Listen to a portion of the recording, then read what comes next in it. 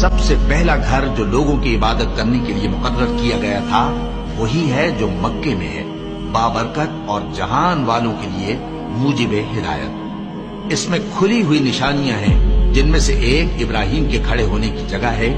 جو شخص اس مبارک گھر میں داخل ہوا اس نے امن پا لیا، اور لوگوں پر اللہ کا حق یعنی فرض ہے کہ جو اس گھر تک جانے کا مقدور رکھے وہ اس کا حج کرے، اور جو اس حکم کی تعمیل نہ کرے گا تو اللہ بھی اہل عالم سے بے نیاز ہے۔ اور جب ہم نے خانہ کعبہ کو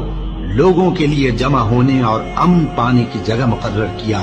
اور حکم دیا کہ جس مقام پر ابراہیم کھڑے ہوتے تھے اس کو نماز کی جگہ بنا لو، اور ابراہیم اور اسماعیل کو حکم بھیجا کہ طواف کرنے والوں اور اعتکاف کرنے والوں اور رکوع کرنے والوں اور سجدہ کرنے والوں کے لیے میرے گھر کو پاک صاف رکھا کرو۔